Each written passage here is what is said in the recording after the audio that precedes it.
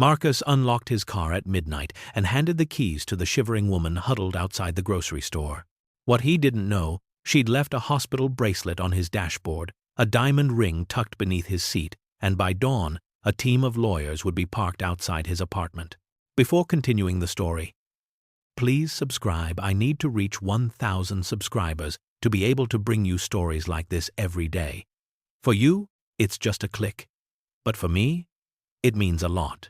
Marcus Hayes stood in his cramped two-bedroom apartment at 11:30 on a Tuesday night, counting quarters into his palm with fingers that trembled from exhaustion more than cold.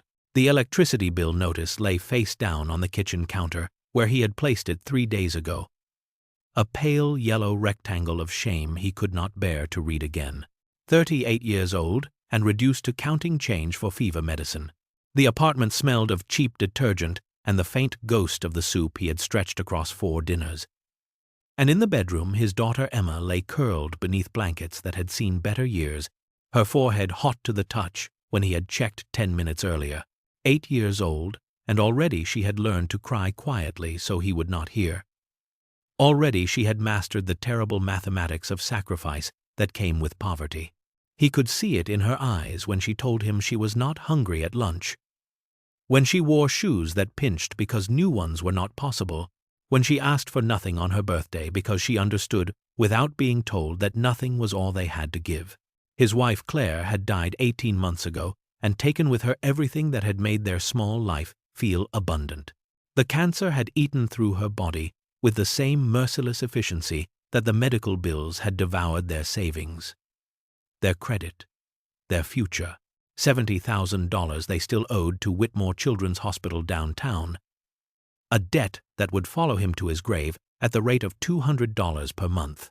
He worked nights as a custodian at an office building where executives left half-eaten lunches in trash cans that cost more than his weekly grocery budget, and on weekends he drove for a rideshare service when his car was not broken down, ferrying drunk college students and tired nurses to destinations while they stared at their phones and forgot he was human.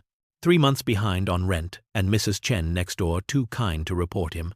Watching Emma for free while he worked because she remembered Claire and had lost her own husband to something cruel and medical. He pulled on his frayed coat, the one with the torn pocket lining and the missing button, and checked on Emma one more time.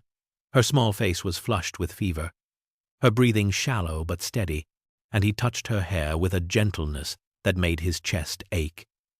Mrs. Chen appeared in the doorway like a ghost, her silver hair pinned back, her eyes knowing. "Be quick," she said. And he nodded, because there were no words for the gratitude that lived in his throat like a stone. He grabbed Claire's old thermos from the shelf above the sink, dented and scratched but still functional, still holding heat the way it had when she packed his lunches for the construction job he had lost after her diagnosis. It was midnight when he pushed through the doors of the 24-hour grocery store on Lambert Street, the fluorescent lights harsh after the darkness outside, and bought the cheapest bottle of children's fever medicine they carried along with a loaf of bread and peanut butter that would last them through Friday. The cashier did not look at him, did not see him, and he was grateful for invisibility, because being seen when you had nothing was its own kind of violence.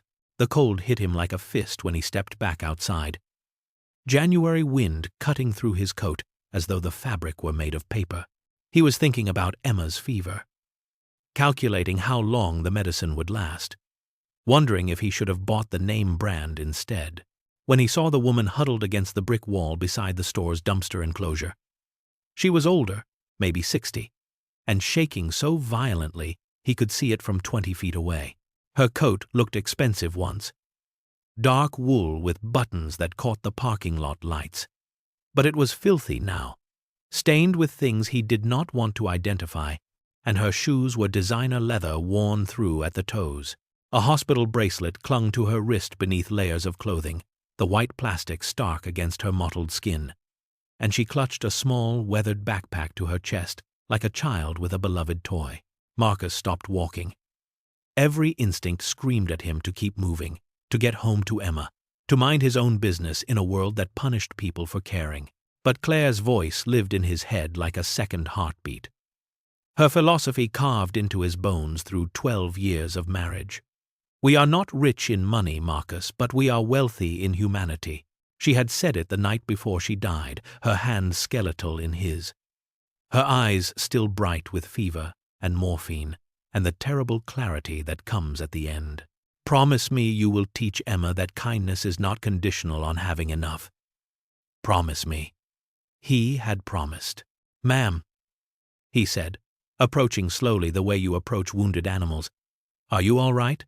The woman flinched, her eyes wild and defensive. "I am fine," she said, her voice cultured and sharp despite the tremor. "Just resting." But Marcus saw her trembling hands, saw the blue tint to her lips, saw the way she swayed even sitting still. "When did you last sleep somewhere warm?" he asked. And something in his tone, some gentleness she had not expected, made her eyes fill with tears she refused to let fall.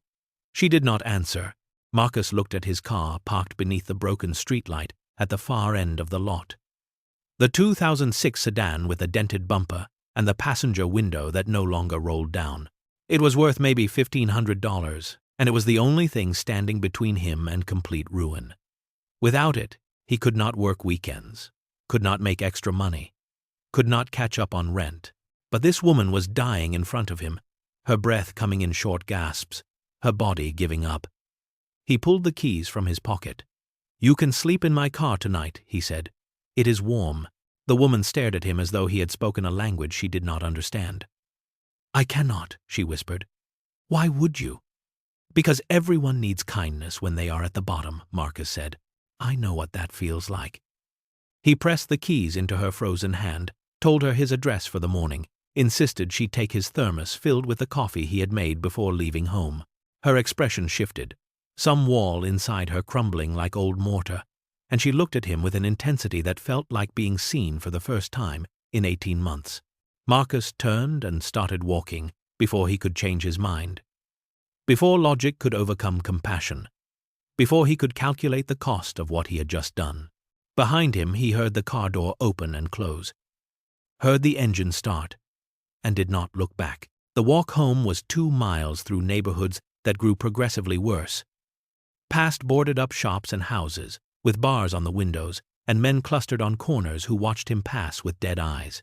His breath came out in white clouds, and his feet ached in his worn boots, and he thought about Claire. She had believed in a version of humanity that their life together had not supported. They had struggled from the beginning. Him with his construction job, and her with her work at the elementary school, both of them stretched thin by bills, and Emma's arrival, and the cancer that announced itself when Emma was 6. The world had not been kind to them.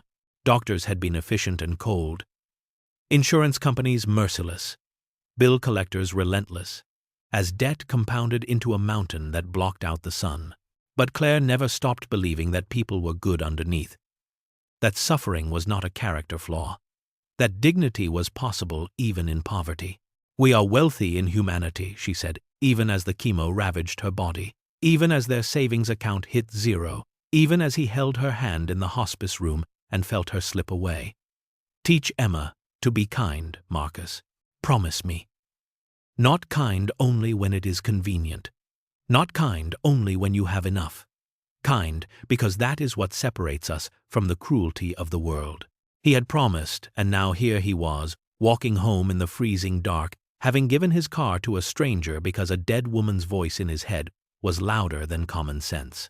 The woman's eyes had reminded him of Claire's in those final weeks. That same desperate searching, that same need to find proof that the world was not entirely made of sharp edges. Marcus arrived home at 1:15 in the morning, his hands numb, his face raw from wind. Mrs. Chen looked up from the kitchen table where she sat, reading a Chinese newspaper, worn soft from repeated folding.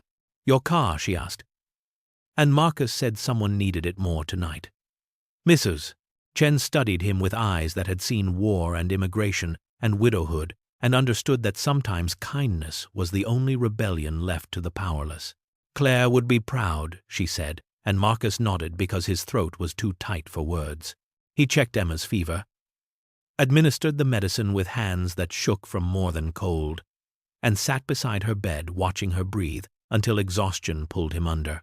The pounding on the door at 7 in the morning felt like a violation, each knock reverberating through his skull like a physical blow. Marcus stumbled from the couch where he had fallen asleep, still dressed, his body stiff and aching, and opened the door to find 3 people in suits that probably cost more than 6 months of his rent. The lead man was tall and silver-haired with the kind of face that came from generational wealth, smooth and untroubled. And he held a leather folder embossed with a logo Marcus did not recognize. "Mr. Marcus Hayes," he said. A question that was not a question. "We represent the Whitmore estate." Marcus' brain felt sluggish with sleep deprivation and confusion. "I think you have the wrong person," he said. But the man was already showing him a photograph on a tablet, a professional headshot of the woman from the grocery store, looking 20 years younger and infinitely more composed. "Do you recognize this woman?" the man asked, and Marcus' heart began to race. "Is she okay?" he asked. "Did something happen?" "She is fine," the man said. "She is in your vehicle. We have been watching all night. We need to speak with you urgently." Marcus looked past the suits to the street below where his car sat beneath the morning light. Victoria visible through the windshield, watching his apartment with an expression he could not read. Black SUVs were parked at both ends of the block, men in dark clothes leaning against them with the casual alertness of professional security. Emma appeared behind him, rubbing sleep from her eyes, her fever broken but her face still pale, and clutched his shirt with small fingers. "Daddy," she whispered, "what is happening?" The suited men took this as invitation and entered his apartment without permission, their shoes clicking on the linoleum, their eyes cataloguing the poverty around them with the detached interest of anthropologists. Marcus felt anger rise hot and sharp. "You need to tell me what this is about," he said, his voice harder than he intended. Now, the man who had knocked introduced himself as Richard Thornton and explained that the woman Marcus helped was not homeless, but rather Victoria Whitmore, one of the wealthiest women in the state, owner of Whitmore Industries and founder of the Whitmore Medical Foundation and the benefactor behind Whitmore Children's Hospital downtown. The hospital where Claire had died. The hospital that still owned Marcus' future in the form of $70,000 of debt. Marcus felt the room tilt, felt reality shift sideways like a door opening onto a room that should not exist. "I do not know who that is," he said.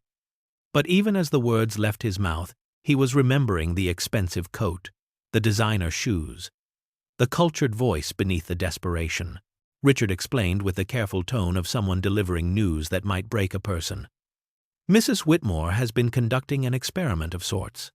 For the past 6 months, her son Michael died 2 years ago, and before his death, he told his mother she had become cold and isolated, that money had made her forget what real people were like. She became haunted by his words. 6 months ago, she was diagnosed with early-stage cancer and decided to test the world, to see if her son was right or if kindness still existed. She disguised herself as homeless at various locations around the city. In 6 months, hundreds of people passed her. 5 gave her money. 1 bought her food. 0 offered genuine help. Last night was supposed to be her final test before she accepted that her son was wrong, that kindness was dead." Emma pressed closer to Marcus, her small body trembling. "Daddy," she said again, the word a question and a plea. Marcus looked at Richard and felt something dark and bitter rise in his chest. "So this was all fake," he said. "A test." Richard shook his head. The suffering was not fake. Mrs. Whitmore spent those nights cold and afraid. But yes, she had resources she could have accessed. He gestured to one of the other suits, who opened a box and removed items in plastic evidence bags. The hospital bracelet from her cancer treatment, the diamond ring her late husband gave her as a final gift, worth approximately $2 million, left in Marcus' car as what Richard called a security deposit of trust. "She called us at 5 in the morning," Richard said, "and told us she had found what she was looking for." Marcus felt dizzy, felt the weight of 18 months of grief and struggle pressing down until he could not breathe. He had given his car, his lifeline, his only means of surviving another week, to a woman who could have bought a hotel with pocket change. "Mrs. Whitmore would like to speak with you," Richard said. "She has a proposition." Through the window, Marcus could see Victoria emerging from his car, could see her walking toward his building with her shoulders straight and her face unreadable, and he did not know whether to feel grateful or furious or betrayed. Emma tugged his shirt. "Is the lady okay now?" she asked. And Marcus looked down at his daughter's worried face and remembered Claire's voice. Kindness is not conditional on having enough. Kindness is the only rebellion left. He nodded. "Yes, sweetheart," he said. "The lady is okay now." But he was not sure if he was. Victoria Whitmore entered Marcus' apartment 20 minutes later, and the transformation was startling. Gone was the shivering, desperate woman from the parking lot, and in her place stood someone who had clearly bathed and changed into clothes that whispered wealth with every thread, a cream-colored cashmere sweater and tailored slacks that probably cost more than Marcus earned in 3 months. But her eyes held the same vulnerability, the same desperate searching he had seen in the dark, and that contradiction made her more human than any amount of dirt or expensive fabric ever could. Emma retreated behind Marcus' legs, her small hands gripping his jeans, and Victoria paused in the doorway as though entering required permission she was not sure she deserved. "I owe you an apology and an explanation," she said, her voice steady but weighted with something that sounded like shame. Marcus gestured to the worn kitchen table where Richard had laid out papers an hour before, and Victoria sat with the careful movements of someone entering sacred space. She folded her hands on the scarred surface and looked at Marcus with an intensity that made him want to look away. "My husband died 10 years ago," she began. "His name was Robert, and he built Whitmore Industries from nothing. And when he died, he left me with more money than I could spend in 5 lifetimes, and no idea what to do with the loneliness. My son Michael was all I had left. He was brilliant and kind and everything good about his father. And 2 years ago, he died in a car accident on Highway 42. A drunk driver crossed the median at 9:30 on a Thursday morning, and Michael never saw it coming." Victoria's voice remained steady, but tears gathered at the corners of her eyes, clinging to her lashes like glass. "In the hospital before he died, he was conscious for almost an hour, and he used that time to tell me things I did not want to hear. He said, 'Mom, you have forgotten what it feels like to be human. You are so far removed from real people, from real struggle. You would not recognize genuine kindness if it saved your life.' Those were not his exact final words, but they were close enough that they have haunted me every day since." Marcus found himself leaning forward despite his anger, despite his confusion, because grief recognized grief across any divide of wealth or circumstance. Victoria continued, her words coming faster now, as though speaking them gave relief. "6 months ago, I was diagnosed with early-stage breast cancer, and it felt like the universe confirming what Michael had said. I had spent 2 years proving him right, surrounding myself with employees and lawyers and people who wanted things from me. And I had no one to hold my hand during chemotherapy, no one who cared whether I lived or died beyond what it meant for stock prices and foundation funding. So I decided to test his theory. I needed to know if I had truly lost the ability to recognize good in the world, or if good simply did not exist anymore." She described 6 months of deliberate suffering, of dressing in clothes she ruined with dirt and chemicals, of sleeping rough in parks and under overpasses, and outside convenience stores. Hundreds of people passed her, thousands maybe. 5 gave her money, bills dropped into her lap without eye contact, transactions that required no humanity. 1 person bought her food, a teenager who looked terrified the entire time and ran away before Victoria could say thank you. But no one stopped. No one asked if she was okay. No one offered genuine help that required sacrifice or risk, or seeing her as fully human. People cursed at her, told her to get a job, called her a junkie and a waste of space. Security guards moved her along with words that cut deeper than the cold. She was invisible, and when she was visible, she was hated for existing. "Last night was supposed to be my final test," Victoria said, her voice breaking for the first time. "I had decided that Michael was right, that kindness was dead or at least so rare that it might as well be extinct, and I was ready to accept that the world was exactly as cruel as it seemed. Then you appeared. You gave me your car. Your only car. You walked home in the cold. You did not ask my story, did not judge, did not expect anything. You gave me your thermos with coffee and told me where you lived and trusted that I would not steal everything you owned. Marcus felt his throat tighten. You were suffering, he said quietly. That is all I needed to know. Victoria reached across the table as though to touch his hand, but stopped herself. You reminded me that Michael was wrong about one thing, she said. Kindness is not dead. It is rare and precious and hidden in the most unexpected places.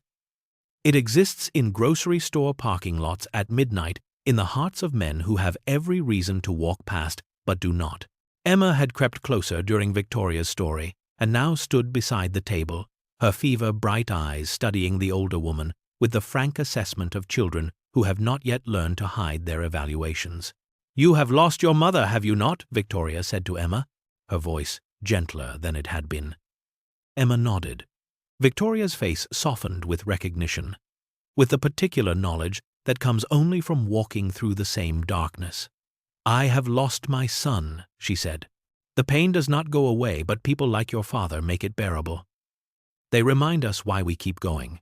Emma considered this with the seriousness of someone much older, and then nodded again, as though Victoria had passed some test Emma had not announced. Victoria turned back to Marcus, and her expression shifted into something more formal, more businesslike, though the vulnerability never quite left her eyes. I want to offer you something, she said, but I need you to hear me completely before you answer. She explained that she was restructuring her entire estate and foundation, that Michael's death and her cancer diagnosis and 6 months of testing humanity had clarified what mattered. She was creating a new initiative called the Michael Whitmore Humanity Fund with a singular purpose: to find and support people who embody true kindness, who help others without expectation of reward, who see suffering and respond with their own humanity, regardless of cost. She wanted Marcus to be the first recipient and the face of the program. The offer unfolded like a dream or a nightmare. Marcus could not tell which. Complete debt forgiveness, including the $70,000 from Claire's treatment. A trust fund for Emma's education that would carry her through graduate school if she wanted. A job as director of community outreach for the foundation with a salary that was triple what he currently earned, cobbling together custodial work and rideshare driving. A home. Not a mansion, but something stable and safe, with a yard where Emma could play. Victoria's voice remained steady as she listed these things, as she described how Marcus' story would become the foundation of a movement, how his willingness to sacrifice for a stranger would inspire others to recognize kindness as valuable and necessary. I am not giving you charity, she said. I am investing in proof that good people exist. I want you to help me find others like you. Marcus could not speak. His mind felt blank and overwhelmed, every thought colliding with every other thought until there was only static. Victoria stood. I will leave you to think, she said. Richard has the paperwork. Take all the time you need. She walked to the door and then paused, looking back at Emma. Your father is a remarkable man, she said. Whatever he decides, remember that. Then she was gone, the door closing with a soft click, and Marcus was alone with his daughter and a pile of legal documents that promised to erase every problem he had ever had. The rest of the day passed in a blur of confusion and internal warfare. The lawyers left after Victoria, their expensive shoes clicking down the stairs, and Marcus sat at the kitchen table staring at paperwork he could not quite make his eyes focus on. Emma did her homework beside him, her pencil scratching against paper. Her presence the only anchor in a world that had tilted so far off axis he did not know which way was up. His thoughts chased themselves in circles. This solved everything. Emma's future would be secure. The debts that had crushed him for 18 months would vanish. He could do meaningful work instead of cleaning other people's offices and driving strangers who did not see him. But it felt wrong somehow. Felt like he was being rewarded for doing what anyone should do, what basic human decency required. Pride rose up bitter and sharp. He did not want to be someone's project, someone's charity case, someone's social experiment proving that poor people could be noble too. The test felt manipulative, felt like Victoria had been playing with real lives to satisfy her own curiosity, and the fact that her suffering had been genuine did not quite erase the fact that she had chosen it while Marcus lived his every day with no choice at all. Was she truly changed, or was this another whim of the wealthy? Something she would lose interest in when the novelty wore off, and the reality of working with struggling people became tedious. Emma looked up from her math worksheet. "Daddy," she said, "you are thinking too loud." Marcus almost smiled, despite everything. "Emma, someone wants to give us a lot of help," he said, "but I do not know if it is right to accept it." Emma set down her pencil and regarded him with eyes that were far too old for 8 years. "Mommy used to say that sometimes accepting help is another way of being kind," she said, "because it lets other people be good too." Marcus felt his heart squeeze. "When did you get so smart?" he asked. "I had good teachers," Emma said simply, and returned to her homework as though she had not just articulated something Marcus had been unable to see. He looked at Claire's photograph on the mantel, the one from their wedding day where she was laughing at something he had said, and the joy in her face made the cheap frame look like it held something priceless. What would she say? Would she tell him to accept, to let go of pride, to give Emma the life they had always wanted for her? Or would she tell him to walk away, to maintain dignity, to show Emma that they did not need rescuing? He did not know. The decision felt too large, too permanent. And he was so tired of making decisions that determined whether they survived or drowned. That night Emma collapsed during dinner, and everything else became irrelevant. One moment she was eating the spaghetti Marcus had made from the last box in the cupboard, and the next she was on the floor, her body convulsing, her fever spiking so high her skin felt like it would burn his hands. Marcus knew this pattern, had seen it twice before. Her kidney disease was flaring, the inherited condition that came from his side of the family, and had no cure, only management. And she needed hospital care immediately. He grabbed his phone to call 911, and the dispatcher said 20 minutes for an ambulance, maybe longer because there had been a multi-car accident on the interstate and every unit was tied up. 20 minutes was too long. Emma's lips were turning blue, her breathing ragged, and terror, like he had not felt since Claire's final hours, gripped his chest in a vice. The car was gone. At the lawyer's office, or wherever Victoria had taken it. He had no money for a taxi, even if one would come to this neighborhood, which they rarely did. Marcus made a decision born of pure desperation. He lifted Emma into his arms, her small body frighteningly light, and started running. The hospital was 3 miles away through streets that were dangerous after dark, but he did not care about danger. Did not care about anything except the child in his arms, who was not responding when he said her name. His lungs burned and his legs screamed, and Emma's head lolled against his shoulder, and he prayed to a God he was not sure he believed in anymore. Please, please. Not her too. I cannot lose her too. He was halfway there, his vision starting to tunnel, when the black SUV pulled up beside him with tires squealing. The window rolled down and Victoria's face appeared, her expression sharp with command. "Get in," she said. "Now." Marcus did not hesitate, did not question, just yanked open the back door and climbed in with Emma still clutched to his chest. The driver accelerated before Marcus had even closed the door, and Victoria was already on her phone, her voice crisp and authoritative in a way he had not heard before. "This is Victoria Whitmore, and I am bringing a child to Whitmore Children's Hospital with acute kidney failure. I want Dr. Sarah Chen in the emergency room when we arrive. I want a private room prepared. I want the best pediatric nephrologist on staff standing by. If anyone tells me to wait or fill out paperwork first, I will have their job. Do you understand?" She listened for a moment. "Good. We will be there in 4 minutes." She ended the call and turned to Marcus. "What are her symptoms?" she asked, and Marcus found himself answering, found himself trusting this woman completely, because in this moment she was not testing anyone, not hiding, not experimenting. She was genuinely caring, and that made all the difference. The SUV pulled up to the emergency entrance, and Victoria was out before it fully stopped, barking orders at staff who appeared from nowhere. Emma was on a gurney within seconds, doctors surrounding her. and Marcus tried to follow, but his legs would not hold him anymore.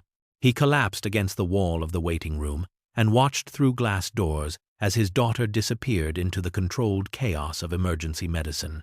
Victoria stood beside him, her hand on his shoulder, and did not say anything because there was nothing to say. They waited. Hours passed, or maybe minutes. Time had no meaning in the fluorescent purgatory of hospital waiting rooms. Finally, a doctor emerged, a woman in her 40s with kind eyes and tired shoulders. "She is stable," the doctor said. "We have her on IV fluids and medications to bring down the fever. The kidney function is compromised but not critical. We will keep her overnight for observation, but she should be fine." Marcus felt his knees buckle with relief, and Victoria caught him, her arms surprisingly strong for someone who looked so delicate. "It is okay," she said quietly. "She is okay." They let him into her room an hour later, and Emma was asleep in a bed that looked enormous around her small frame, monitors beeping steadily, IV lines snaking from her arm. Victoria followed him in, and they sat in chairs beside the bed, both of them watching Emma breathe. Both of them silent with the particular quiet that comes after crisis.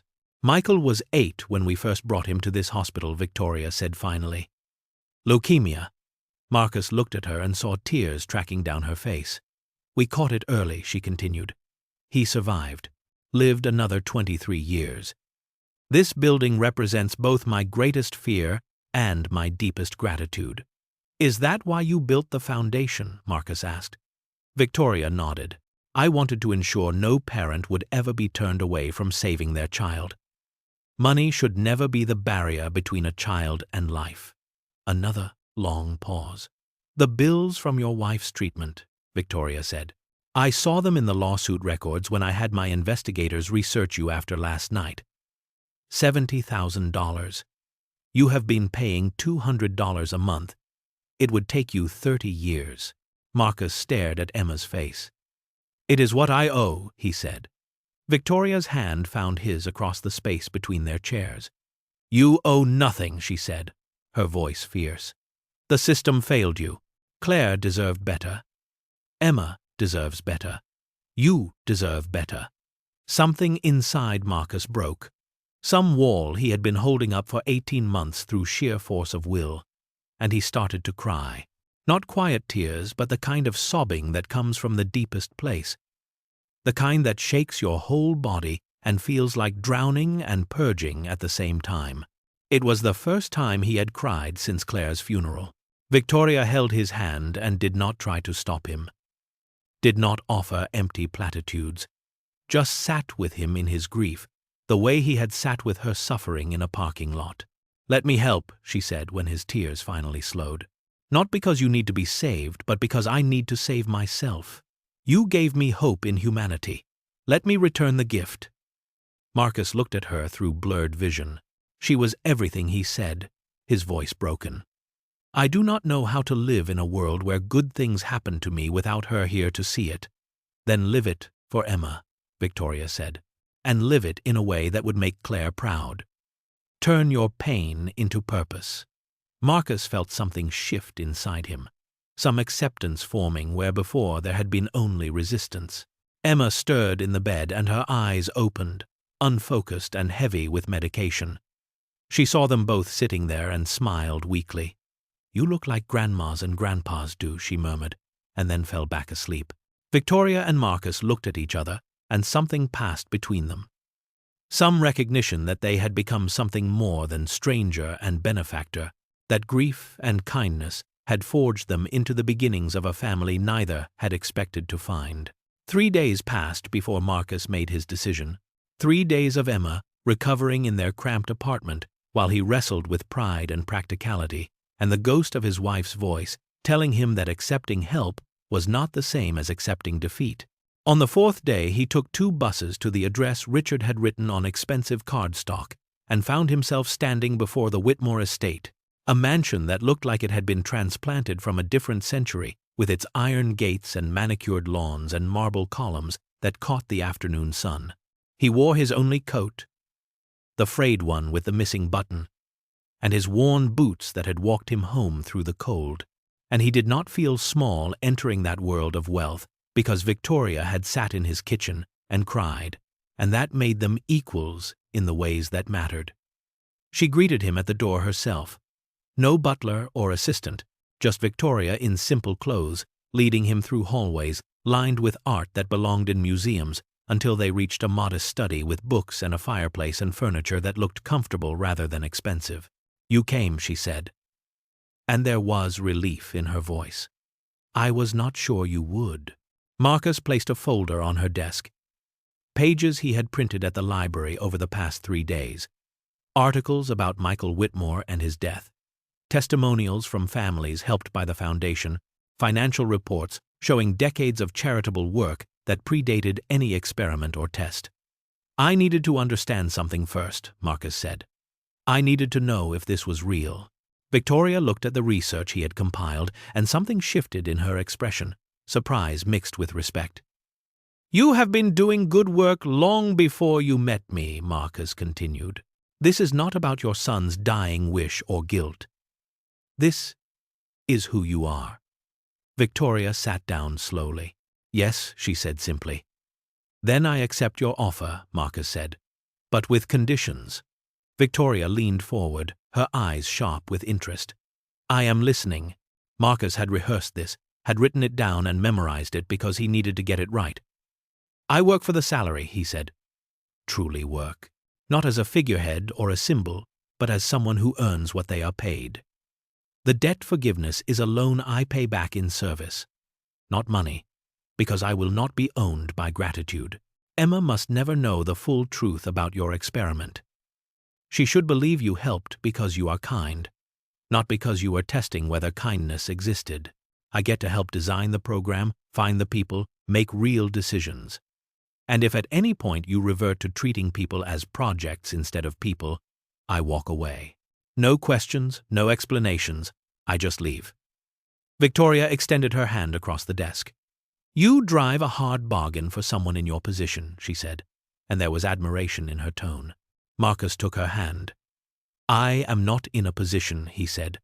"I am in a partnership. There is a difference." They shook, and Victoria smiled, genuinely smiled, for the first time since he had met her. "Michael would have liked you," she said quietly. And Marcus knew that was the highest compliment she could give. The transformation began slowly, and then all at once. The way spring arrives in increments, until one morning you wake, and the world is green. Marcus started his new role at the Foundation headquarters, a building downtown with glass walls and efficient people who treated him with respect that felt unearned until he realized that Victoria had told everyone his story, had made it clear that he was not charity, but the foundation upon which something new was being built. Emma thrived in ways that broke his heart with gratitude. Enrolled in a school with art programs and a nurse on staff who understood her kidney condition, seeing a therapist twice a week who helped her process grief that had been locked inside too long. Victoria became a fixture in their lives, showing up for dinner once a week, attending Emma's school concerts, filling a grandmother-shaped hole that neither of them had known existed. They worked together every day. Marcus and Victoria, designing the framework for the Michael Whitmore Humanity Fund, establishing criteria for recipients, creating systems to find people who embodied kindness without recognition or reward. Their first recipient was Mrs. Chen, the elderly neighbor who had babysat Emma for free all those months, and when they told her she would receive $20,000 and recognition for her service, she cried and said she did not deserve it. And Marcus told her that was exactly why she did. The second recipient was a teacher named Grace, who had spent thousands of her own dollars over 15 years buying supplies for students whose families could not afford them, who had never told anyone because she believed teaching meant giving everything. The third was a veteran named Thomas, who lived on the streets but had organized the homeless community under the Highway 12 overpass into something like a family, protecting the vulnerable, sharing resources, creating safety where the city had abandoned people. Each story reinforced what Marcus had always believed, and Victoria had forgotten, that kindness existed everywhere if you looked for it, that humanity survived in the margins and the shadows and the places polite society refused to see. Media attention grew as word spread about the Humanity Fund. News crews wanting interviews, magazines writing profiles, social media amplifying their message, until Marcus felt uncomfortable with the spotlight but understood its purpose.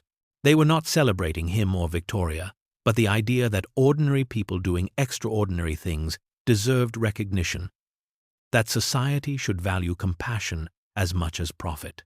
Victoria's health improved through those months, her cancer treatment successful, her body moving into remission. And she said it was the medicine. But Marcus thought it was purpose, the way having a reason to wake up could heal wounds deeper than disease. 6 months in, they visited Claire's grave together, Victoria placing flowers beside the headstone, while Marcus stood silent. "Thank you," she said to the carved name. "Thank you for raising a man who saved my soul." Marcus felt tears on his face, but they were different than before. Not the drowning grief of loss, but something gentler. The ache of love that survives death and finds new forms. The test came 6 months into the program when the board of Whitmore Industries called an emergency meeting, and Victoria asked Marcus to attend, even though he held no official position with the company. They sat in a conference room 50 floors above the city, surrounded by executives in suits that cost more than Marcus used to earn in a month, and listened as the chief financial officer presented numbers showing that the Humanity Fund was expensive, with unclear return on investment. The question was framed as reasonable concern for fiduciary responsibility. But Marcus heard the subtext, heard the dismissal of work that could not be quantified in profit margins. Victoria defended their program with passion and data, showing media coverage worth millions in advertising, demonstrating community impact through reduced social services costs, arguing that corporate responsibility extended beyond shareholders to society itself. But the executives were unmoved, their faces skeptical, their questions pointed. One man, silver-haired and cold-eyed, finally said what the others were thinking. "This is Victoria's guilt project," he said, "a way to ease her conscience about her son's death. It is not sustainable and it is not our mission. We need to shut it down or restructure it as traditional charity with proper tax benefits." Marcus felt rage rise, hot and sharp. Felt every humiliation of the past years coalesce into something that demanded voice. He was not a board member, had no standing to speak, but he stood anyway. Victoria looked at him, surprised, but did not stop him. "My name is Marcus Hayes," he said, and his voice did not shake. 6 months ago I was 3 months behind on rent, working 2 jobs to feed my daughter and pay medical bills from my wife's death. One night I gave my car to a woman I thought was homeless because she was suffering, and I could not walk past suffering even though that car was my livelihood. That woman was Victoria Whitmore, and she was testing whether kindness still existed in the world. She had spent 6 months invisible, treated like trash, ignored by thousands of people, because we live in a society that has decided some lives matter less than others. I did not know who she was. I just knew she was cold and sick and human. You want to talk about return on investment. You cannot measure the ROI of hope. You cannot quantify the value of showing one person that they matter. But you can measure what happens when people lose faith in humanity. That cost shows up in every social program, every mental health crisis, every community that falls apart because no one believes anyone else cares. We are not spending money. We are investing in the foundation of civil society. The room was silent. Marcus sat down, his heart pounding, and Victoria looked at him with something like wonder. Then she turned to the board and her voice was steel. "The vote is simple," she said. "The Humanity Fund continues with full funding, or I resign and take my shares with me." The board voted to continue. Later, walking to the elevator, Victoria said, "You did not have to do that." Marcus pushed the button. "Yes, I did," he said. "That is what partners do." The 1-year anniversary arrived with winter turning to spring, and Victoria and Marcus organized a ceremony at Whitmore Children's Hospital, the building that represented both their greatest pains and their deepest hopes. The announcement was simple. The Humanity Fund was expanding to 3 additional states, and the hospital was launching a debt forgiveness program for all families currently carrying medical bills from treatment. Claire's debt would be officially forgiven in a ceremony where Emma was invited to speak, where she would tell the story of her mother and father without knowing the full truth of Victoria's test, believing instead the simpler and more beautiful story that a kind woman had seen them struggling and cared enough to help. Emma stood at the podium in a blue dress Victoria had bought her, 10 years old now and poised beyond her years, and spoke about her father's kindness and her mother's strength, and how sometimes the world surprises you with people who choose love over indifference. "My daddy taught me that being kind does not cost money," she said. "It costs courage." And Mrs. Victoria showed us that when you have money, you can make kindness reach even further. The audience was full of families they had helped over the past year, more than 60 recipients of the Humanity Fund, all of them freed from debt and given resources to rebuild their lives. Mrs. Chen revealed she had used her grant to start a community babysitting co-op for single parents who could not afford childcare. Thomas, the veteran, had opened a transitional housing program that had sheltered 47 people. Grace, the teacher, had created a supply fund that 200 other teachers now accessed to help their students. Kindness was multiplying, rippling outward like stones thrown in still water. And Marcus saw what Claire had always known, that one act of compassion becomes 2, becomes hundreds, because people are desperate to believe the world can be good. Victoria gave the final speech, and she told the truth publicly for the first time. Admitted that she had disguised herself as homeless to test whether humanity still existed, confessed that she had been ready to accept that kindness was extinct until Marcus Hayes had stopped in a grocery store parking lot at midnight. "I was wrong," she said, her voice carrying to the back of the auditorium. Kindness was there all along, waiting in the most unexpected places, hidden in the heart of a man who had every reason to walk past me, but did not. Marcus did not see a test. He saw a person. That is the difference between charity and humanity. The audience rose in standing ovation, and Marcus felt tears on his face again, felt Claire's presence as surely as if she stood beside him, and knew that this was what she had wanted, what she had made him promise, to turn pain into purpose and teach their daughter that the world was worth saving. 2 years later, Marcus woke in his new home, modest but comfortable, purchased with his salary from work he had earned, and made breakfast while Emma got ready for school. She was 10 years old and thriving, her kidney disease managed, her grief transformed into something that made her kinder rather than bitter. Victoria arrived at 8 as she did most mornings. A regular visitor who had become family in ways that transcended blood or obligation, and they sat together over coffee, discussing Emma's science project on renewable energy and Victoria's doctor appointment, where she would celebrate 2 years cancer-free, and Marcus's upcoming trip to meet a potential recipient in another state. The phone rang, and Marcus learned that the Humanity Fund was being replicated in 3 other states, that governors and philanthropists had watched what they built and wanted to create their own versions, that the movement was spreading beyond anything they had imagined.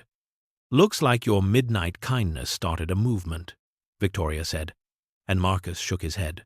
"Our midnight kindness," he corrected. "You were brave enough to test the world. I just gave you the answer you were looking for." Emma finished her breakfast and asked if they could visit her mother's grave that weekend because she wanted to tell her about winning the science fair regional competition. "Of course, sweetheart," Marcus said, and Victoria added that she would bring flowers the way she always did. They were a family now, assembled from broken pieces and held together by choice rather than obligation. And that made them stronger than blood ever could. On the mantel sat 2 photographs.